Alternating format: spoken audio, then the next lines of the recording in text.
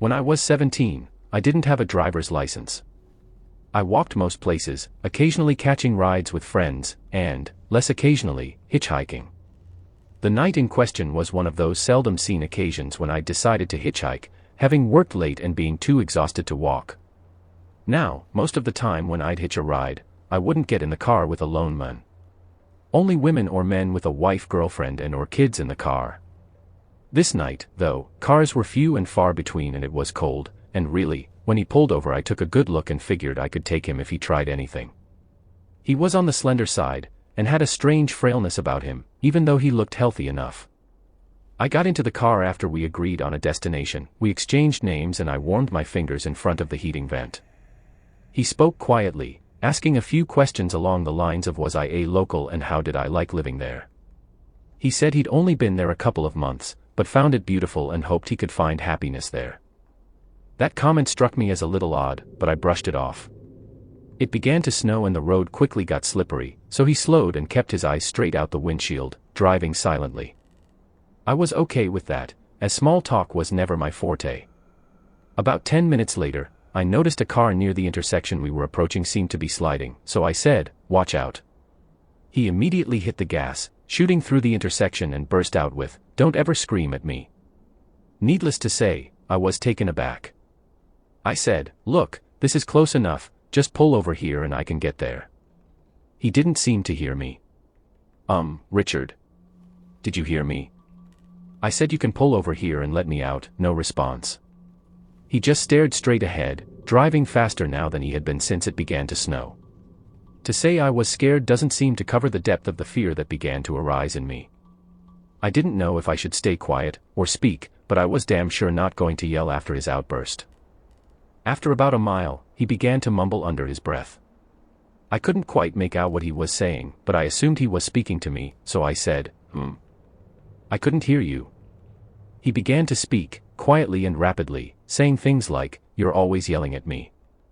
I've told you time and again I do not appreciate being yelled at, but do you listen?" "No." "Well, I'm done listening to you now, do you hear that?" I was at a complete loss. I didn't know what to say in response or if I should say anything at all. I contemplated just jumping out of the car, but nixed that idea when I realized the door lock was missing. There was just a silver-lined hole where it should have been.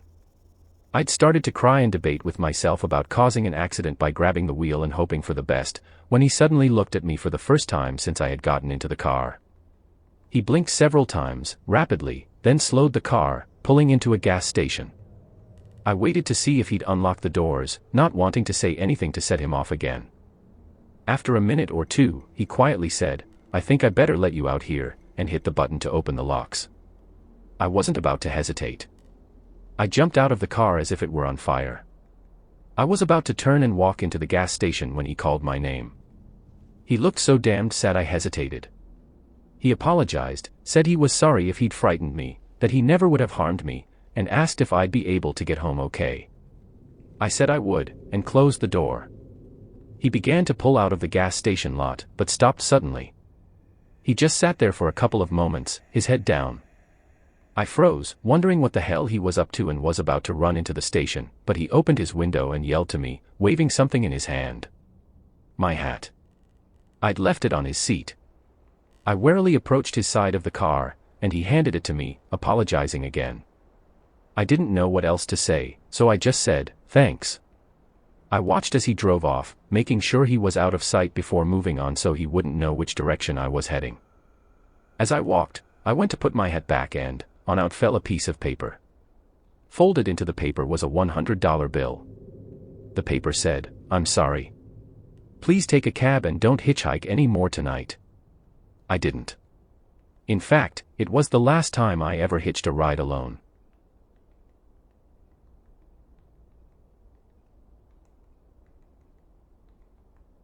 This happened to my parents back in the late 80s. They were in their mid-20s when this all occurred. My parents decided to go camping in cool California. When they got there, it was kind of late. My mom was sitting down on a log while my dad was unpacking the truck. While sitting down, she heard walking around the campsite, so she went and quietly told my dad she heard someone walking around. They noped the fuck out of there, just in case. They drove about 3 miles down the road with their headlights off, so they wouldn't be followed. Once they got there, they set up camp, and began to drink their asses off while listening to a boxing match on the radio. Eventually, they settled in for the night. Now, they don't know for sure that this next event is connected to the first, but they believe it is. So, they settled in and my dad was asleep far before my mom. My mom was in the halfway state where you're halfway awake and halfway asleep. Suddenly, she heard footsteps outside the tent. She abruptly snapped back to consciousness and listened. She tried waking my dad, but he was way too out of it. She listened for what seemed like hours when suddenly she hears, in the creepiest voice you could probably ever imagine, say, "Here I am. I'm going to kill all you." While saying this, the man ran, what she believes to be a knife, along the tent. She could hear him walking and dragging the knife. She was literally frozen. She couldn't say anything or move. With her mouth agape, she finally snapped out of it and screamed, "Jim, grab the shotgun. Kill that son of a bitch." With that, my dad finally awoke. They heard snapping of twigs and footsteps, and heard the guy running away. Of course, my parents didn't have a shotgun. It was a huge bluff that actually worked. My dad got up seconds later and began to run after him, but he was long gone. After that, my parents decided they were getting the fuck out of there before anything else happened. When they saw, their tires were slashed. They were in the middle of nowhere and no way out with some maniac that wanted to kill them. They actually tried blowing up their tires with one of those things you use to blow up rafts. Obviously, that didn't work, but they had to try, right? About an hour or so later, a ranger that was patrolling the area came along and helped them out. He brought them back to town, so they could get their tires fixed. While talking to the ranger, they found out that he had been searching for any suspicious activity due to recent murders nearby. My parents were likely the murderer's next victims. I tried finding some of the murder cases online, but was unable to.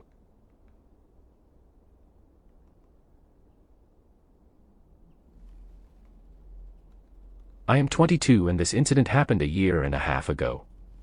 I had just moved into my first apartment and was in the process of moving in. The door that led into my apartment locks itself automatically when closed. So, I was going to the entrance of the apartment complex to get my mail while talking on the phone with my boyfriend. I returned to my apartment and sat on the bed while opening the mail while using the phone. I dropped the phone on the floor and it landed under the bed, so I had to lie on the floor and stretch for it. I saw something that caught my eye. There was someone under my bed. My eyes widened and I choked the urge to scream. The person under my bed was lying still with his back towards me and his head to his chest, so I couldn't see his face. And he didn't see me. Trying to be rational while so many thoughts rushed through my head, I picked up the phone, said, "Sorry I dropped my phone, I'm just gonna take a shower and call you back." The bathroom is right by my bed, so I hastily walked in, quietly locked the door, turned the shower on, jumped out my window and called the police. They told me to wait nearby, but to go to across the street and see if anyone comes out the door to the apartment complex. This was during summer and it was still light out. I placed myself across the street, hiding behind a car while watching my open bathroom window and the entry door. I called my boyfriend and he came to me just before the police. I gave them my keys and they went inside. Only moments later 2 cops came out holding a thin and tired-looking man. His eyes looked crazy, but he didn't try to get away. The policeman that had stood beside me and comforted me while the police searched through my house, I was a mess, shivering and crying, told me that the man stood outside my bathroom door with one of my kitchen knives waiting for me to come out. This man had somehow crept in my entry door while I was getting my mail and hid under the bed. The man that was trying to hurt me turned out to be a homeless person and was placed in a mental hospital. My boyfriend moved in with me the very next day. Thanks for reading. I just wanted to share my story so that others might know what to do if a situation like this occurs. The police told me that what I did was truly amazing and rational. If I had screamed, this could have ended really badly for me.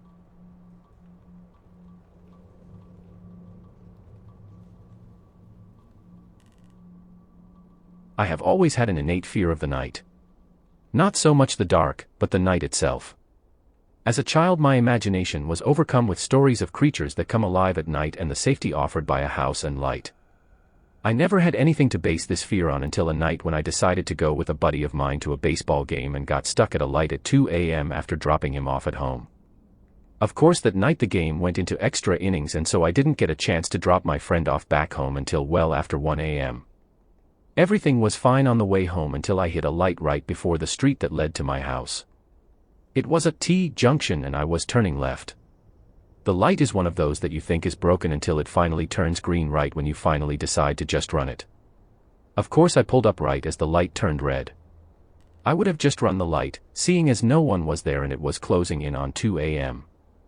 on a school night, but earlier that week I had heard the phrase, character is what you do when no one is looking, and for whatever reason, that was the night I decided to prove to myself that I was a man of character. Big mistake. I pulled to a stop at the light feeling good about myself, bordering on self-righteous, when I happened to look out my window to my left and noticed a lady sitting all alone on a bus bench. We made brief eye contact and I quickly looked away. It was too late. I could see movement out of my peripheral vision and knew she was coming my way. I looked out the window and noticed she was carrying a bag. I quickly checked that my doors were locked and all my windows were up. I then moved my right foot above the accelerator just in case and braced myself for what was to come. I was hoping it would be just an awkward exchange and was praying for a quick light change before she reached me, so I could just get out of there. I knew there was a slim chance of that. She walked right up to my window, put down her bag and began to tap on my window. I nervously looked up at her and she motioned for me to put my window down. I had automatic windows so I just imagined pushing too hard on the window button and that thing just coming all the way down, so I took a deep breath and lightly flicked it with my finger. The window moved microscopically down, but she did not seem to notice or care. She then leaned in and began to talk. She said, "My boyfriend beat me up, I have a friend who lives down the street, can you give me a ride?" I should stop and give a brief physical description of the bag lady. She was small and skinny and of indeterminate age. She was either in her mid-20s and had lived a hard 20-plus years on the street, or she was a 60-something-year-old who had lived a moderately hard life on the street. All that to say, just by looking at her, there was no way to verify her story. She looked beat up by life, not just by a boyfriend. But there was something about her delivery, it was robotic and seemed practiced and like she was disconnected from the moment, that made my skin crawl, and after a brief debate on whether I should do it, I told her that I had to get home and could not give her a ride. After my first refusal she leaned in closer and said the same thing again, "My boyfriend beat me up, I have a friend who lives down the street, can you give me a ride?" This time I felt more confident when I declined to give her a ride and told her I had a curfew and had to get home. She leaned in a third time and began her statement again, "My boyfriend beat me." At this point, the light changed. I slowly lifted my foot off the brake and started slowly rolling forward and began muttering an apology. She didn't move. She just looked at the light, then looked down at me, leaned in closer and said 5 words that have haunted me ever since, "You made the right decision." Then she picked up her bag and walked back towards the bench. I peeled out of the intersection and cried and screamed all the way home. I have no idea what she planned to do, or if there were people waiting to jump in my car from the bushes had I moved to let her in, but that encounter has haunted me ever since and has confirmed in my mind that nothing good happens after dark.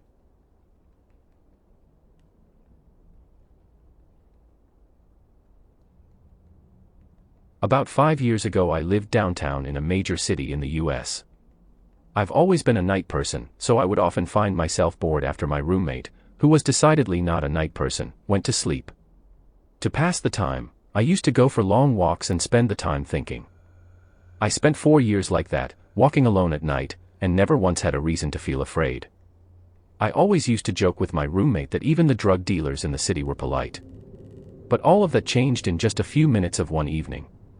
It was a Wednesday, somewhere between 1 and 2 in the morning, and I was walking near a police-patrolled park quite a ways from my apartment.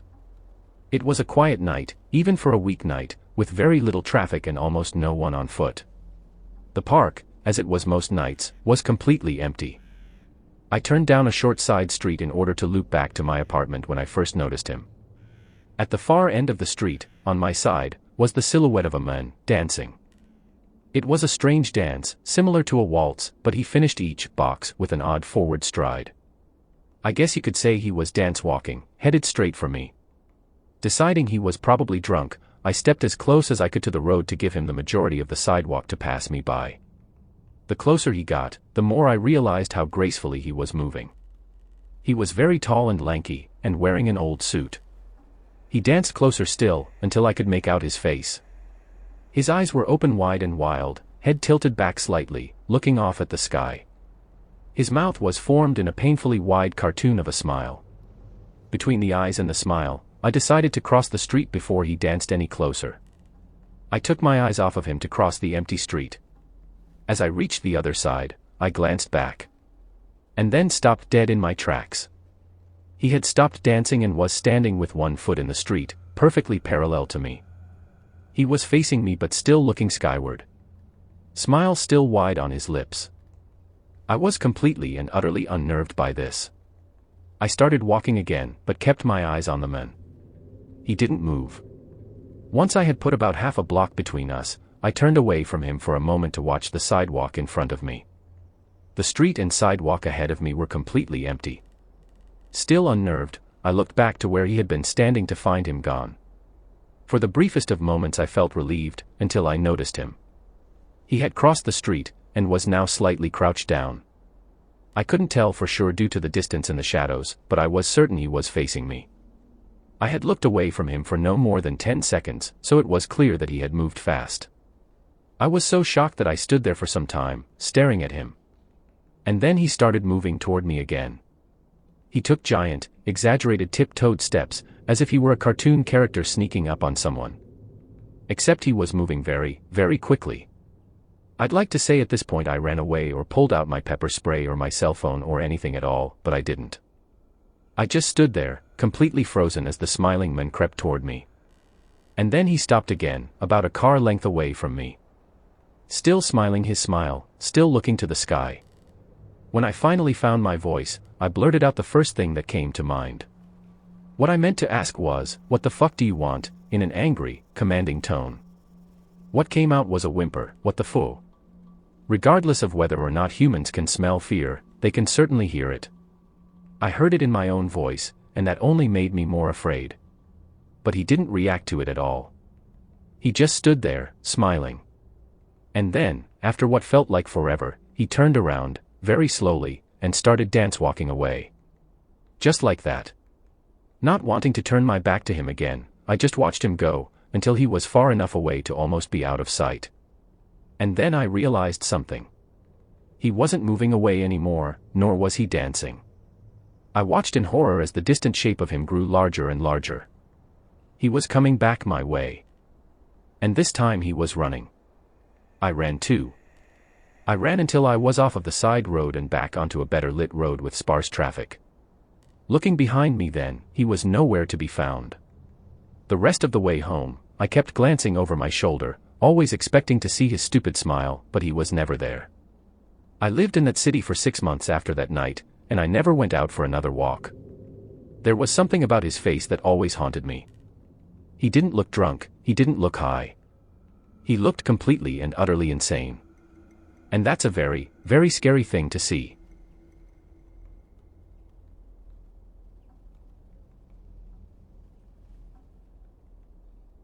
About a year ago in my final semester in college I worked at a department store in the mall. I didn't have a car yet so I asked for day shifts because it was a 2-hour bus ride back home. So basically if I had a closing shift, I'd get done at 11 but not get home until 1 a.m. But sometimes I'd be given closing shifts much to my annoyance since I had a 6:45 am class and my mother's worry because who wants their kid on public transport that late?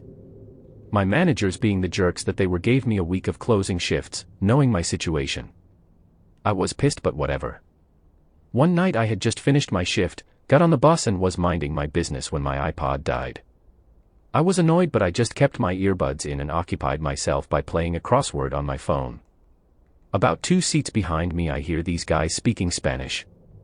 Now, my stepmother is Puerto Rican so while I understand a fair bit of Spanish, I don't speak it. So I hear them talking but I don't pay attention because it's rude to eavesdrop and all until they say, "That black girl up there," then my ears perk up. I keep my earbuds in so that they think I can't hear them and I continue listening. What they're saying is horrific. To paraphrase, they knew my stop, second to last one before the bus gets back to the terminal and while my stop is at the front of my neighborhood, it's got no street lights and at this time of night, empty, and to put it simply we're planning on snatching that piece of ass up. I was about 20 minutes away from home so I knew I had to act quickly. Since I knew they could see me, I pretended to play on my phone, oblivious while I was actually texting my mom. "Mom, can you please meet me at the bus stop?" 5 minutes go by, no answer. We're getting closer to my stop, so I decide to call her cell. No answer. I call the house phone and she finally answers. It's about 12:30 a.m., so she was asleep. I try to talk as cheerily and calmly as I can. This was our convo. "Hey Mom, did you get my text?" No. "What's up?" "Oh, I sent you a picture of these jeans I'm gonna order online when I get home. I really need your opinion, so I really need you to look since the sale ends at 1 a.m. She gets the hint that I need her to look at her cell, so I say goodbye and hope for the best. We get to my stop and I see my mom's car. I snatch my shit up and hightail it off the bus. I didn't even look behind me to see if they're following me. I jump in the car and tell my mom to just go. I look in the rear view and I see the guys staring at the car. The next morning I called my job and told them I quit. No more public transport for me. Thanks to my stepmom for teaching me Spanish. Thanks to Mom for getting the hint.